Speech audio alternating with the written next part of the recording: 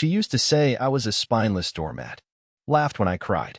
Then her boyfriend started hitting her, and I ended up being the only one who stood between them. Growing up in our house felt like living in a war zone where I was always the target. My sister was 3 years older and had this way of making me feel like I was less than nothing. Every morning before school, she'd find something to criticize about me. The way I ate my cereal too quietly, how I organized my backpack, even the way I breathed seemed to annoy her. She had this talent for finding my weakest spots and pressing on them until I broke. The worst part wasn't even the cruel words. It was how she'd run to our parents every time I did something slightly wrong. I'd leave a dish in the sink, and within minutes, our mom would be yelling at me because my sister had already painted me as this lazy, inconsiderate kid. I'd forget to take out the trash one time, and she'd make it sound like I was deliberately trying to make life harder for everyone. She had this way of spinning every small mistake into evidence that I was the problem child. School became my only escape, but even there, her influence followed me. She was popular, confident, everything I wasn't. She'd tell her friends stories about how pathetic I was at home, and somehow those stories would make their way back to kids in my grade. I'd walk into lunch and hear whispers about how I still slept with a nightlight or how I cried during scary movies. She never technically lied, but she had this way of presenting the truth that made me sound like a complete loser. I learned to keep my head down and my mouth shut. When other kids tried to start something with me, I'd just walk away. I told myself I was being mature, taking the high road, but deep down I knew I was just scared. My sister saw this as confirmation of everything she'd been saying about me. I was weak, spineless, someone who would never stand up for himself or anyone else. The years went by like this. I got good at making myself invisible, at finding corners where I could exist without drawing attention. I threw myself into reading, into video games, into anything that let me disappear from the reality of constantly being the family disappointment. My sister graduated and moved out for college, and for a brief moment, I thought things might get better. But even from college, she'd come home for holidays and pick up right where she left off. She'd make comments about how I still looked like a kid, how I probably still got picked on at school, how I needed to grow up and learn to be a man. Our parents would laugh uncomfortably and change the subject, but they never told her to stop. I think they thought it was just normal sibling rivalry, not understanding how deeply her words cut. Update 1. After she graduated college, my sister moved back to our hometown. She got a job at one of the local offices and started dating this guy who seemed to be everything she'd always wanted. He was tall, muscular, drove a nice car, and had this confident swagger that commanded attention wherever he went. He was the kind of guy who could walk into a room and immediately become the center of it. At first, she was happier than I'd ever seen her. She'd talk about him constantly, showing off pictures on her phone, bragging about the expensive places he'd take her. For the first time in years, she seemed too distracted by her own life to focus on tearing mine down. I actually started to hope that maybe she'd finally found something that would make her less bitter, less focused on proving how superior she was to everyone around her. I was working at a local store by then, nothing glamorous, just trying to save money while I figured out what I wanted to do with my life. I'd see her around town sometimes, usually hanging off his arm, both of them looking like they owned the world. He'd nod at me sometimes when we crossed paths, but it was the kind of acknowledgement you'd give to a piece of furniture. Not hostile, just completely dismissive. The first sign that something was wrong came during a family dinner about 6 months after they'd started dating. She was quieter than usual, which was strange because she normally dominated every conversation. When our mom asked about him, she gave short, vague answers instead of her usual detailed stories. I noticed she kept adjusting her sleeves, pulling them down over her wrists even though it was warm in the house. But what really caught my attention was how she looked at me that night. Not with her usual contempt or amusement, but with something I'd never seen before. It almost looked like she was studying me, trying to figure something out. When I asked if she was okay, she snapped at me to mind my own business, but there was no real venom in it. She just sounded tired. Over the next few weeks, I started noticing more changes. She'd lost weight, and not in a healthy way. Her face looked drawn, and she had these dark circles under her eyes that makeup couldn't quite cover. She'd always been social, but now she seemed to avoid going out unless it was with him. When she did show up to family events, she'd check her phone constantly, and I could see her hands shaking sometimes when she thought no one was looking. The breaking point came on a Tuesday evening in October. I was at home, mindlessly scrolling through my phone, when I heard a car door slam outside. Then another one, harder. I looked out the window and saw his car in our driveway, but something felt off about the whole scene. I could hear voices, but they were too muffled to make out words. Then I heard her scream. It wasn't a playful scream or even an angry one. It was the kind of scream that cuts through your chest and makes your blood turn cold. I dropped my phone and ran to the window, and what I saw made my stomach drop. She was backed against the car, and he was standing over her, his face twisted with rage. Even from inside the house, I could see that she was crying, and there was something dark on her cheek that I realized was blood. Update 2. I stood frozen at that window for what felt like hours but was probably only seconds. My mind was racing, trying to process what I was seeing. This was my sister, the person who had spent years telling me I was worthless, who had convinced me that I was too weak to handle any real conflict.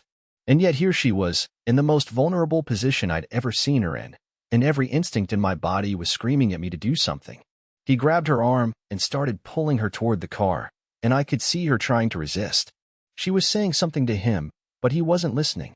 He just kept pulling, and when she tried to plant her feet, he jerked her so hard that she stumbled and almost fell. That's when I stopped thinking and started moving. I ran out of the house without even putting on shoes. The concrete was cold against my feet, but I barely noticed. I was operating on pure adrenaline, my heart pounding so hard I could hear it in my ears. As I got closer, I could hear what he was saying to her, and it was worse than I'd imagined. He was calling her names that I won't repeat, telling her she was worthless, that she belonged to him and nobody else. When he saw me coming, he actually laughed. Not a nervous laugh, but a genuinely amused one, like I was some kind of entertainment. He didn't let go of her arm, just turned to face me with this smirk on his face. I could see now that her lip was split, and there was a bruise forming around her left eye. She looked at me with an expression I'd never seen before, not the usual disdain, but something between hope and terror. I had no plan. I had no experience with confrontation, no idea what I was supposed to do or say. But as I stood there looking at her face, something shifted inside me. All those years of feeling powerless, of being told I was weak and spineless, suddenly felt like they were leading to this moment. Not to prove anything to her or to him, but to prove something to myself. I didn't yell or threaten or try to start a fight. I just walked up to him and stood there, close enough that he had to acknowledge me. I looked him in the eyes and said, very quietly, that he needed to let her go and leave. He laughed again and told me to go back inside before I got hurt. But I didn't move. I just kept standing there, maintaining eye contact, and I think something in my expression must have gotten through to him because his smile started to fade. The standoff lasted maybe 30 seconds, but it felt like forever. I could feel my sister watching us, could sense her holding her breath. Finally, he let go of her arm and took a step back. He pointed at me and said something about how this wasn't over, how I had no idea what I was getting myself into. But there was something in his voice that hadn't been there before, uncertainty. He got in his car and drove away, leaving us standing in the driveway. My sister was still crying, but quietly now, and she wouldn't look at me. I asked if she was okay, and she just nodded and went inside. I followed her, but she went straight to her room and closed the door. I could hear her on the phone, but I couldn't make out what she was saying. The next morning, she was gone. She'd left early for work, and when I asked our parents about it, they said she'd told them she was fine and didn't want to talk about what had happened. They seemed confused but not particularly concerned, which frustrated me more than I can explain. I spent the day wondering if I'd made things worse, if he'd come back when I wasn't there to intervene. But he didn't come back that day, or the next. In fact, I didn't see his car around town at all for the rest of the week. I started to hope that maybe my intervention had actually worked, that he'd gotten the message and decided to leave her alone. But I also knew that people like him don't usually give up that easily. Update 3. The truth came out 2 weeks later in the most unexpected way. I was at the grocery store, picking up some things for dinner, when I ran into one of my sister's old friends from high school. She looked nervous when she saw me, like she wasn't sure if she should say something or just pretend she hadn't noticed me. Finally, she came over and asked if my sister was okay. When I said I thought so, she looked relieved but also confused. She told me that she'd heard from someone who knew someone that he'd been arrested for assault. Not for what he'd done to my sister, but apparently he'd gotten into a fight at a bar the night after our confrontation and had beaten someone pretty badly. The story she'd heard was that he'd been drinking heavily and acting erratic, picking fights with random people. When the police showed up, he tried to run and had ended up in a chase that ended with him crashing his car into a fence. He was facing multiple charges, including assault, drunk driving, and resisting arrest. He was looking at serious jail time. I felt this weird mix of relief and guilt. Relief that he was out of the picture, that my sister was safe from him. But guilt because I couldn't help wondering if what had happened between us had somehow contributed to his downward spiral. I know that sounds ridiculous. He was clearly already violent and unstable, but I couldn't shake the feeling that I'd somehow played a role in what came next. When I got home, I found my sister sitting at the kitchen table with a cup of coffee, staring out the window. She looked different than she had in months, still tired, but not as tense. When she saw me, she didn't immediately get up and leave like she usually did. Instead, she just sat there, and after a moment, she asked me to sit down too. She told me that she'd heard about his arrest and that she was grateful it was over. She said she'd been scared to leave him, scared of what he might do if she tried to break up with him. She'd been trapped in a situation that she couldn't see a way out of, and she'd felt more powerless than she'd ever felt in her life. Then she said something that completely floored me. She said that when she saw me standing up to him that night, she'd realized that she'd been wrong about me all these years. She'd always thought that being quiet and avoiding conflict meant being weak, but watching me face down someone who could have easily hurt me had shown her that there was a different kind of strength in knowing when to stand up and when to walk away. She didn't apologize, exactly. She didn't say she was sorry for all the years of put-downs and humiliation, but she did say that she'd been dealing with her own insecurities by trying to make me feel small, and that she'd finally understood how wrong that was. She said she'd always been afraid that she wasn't strong enough or tough enough, so she tried to prove her strength by tearing down the people around her. The conversation was awkward and painful, but it was also the most honest we'd ever been with each other. She told me about how controlling and manipulative he'd been, how he'd isolated her from her friends and made her feel like she was crazy for questioning his behavior. She said that the night I'd confronted him, she'd been planning to break up with him, but she'd been terrified of what he might do. She also told me something that I never could have expected.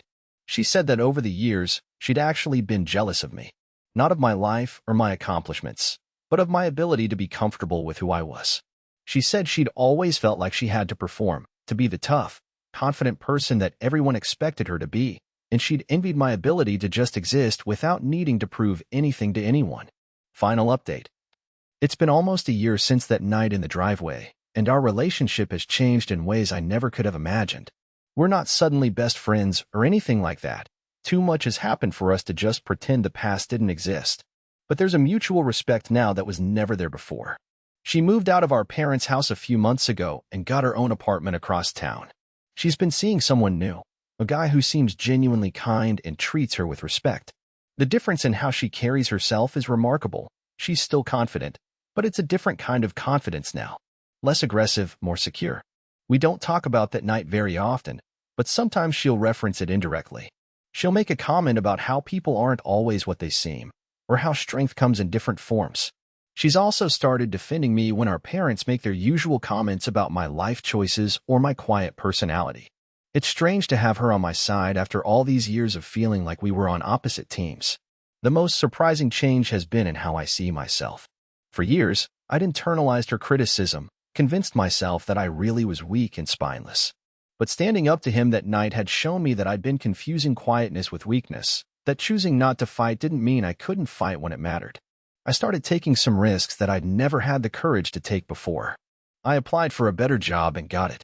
I started going out more, making friends, dating occasionally. I even started standing up to our parents when they made unfair comments about me.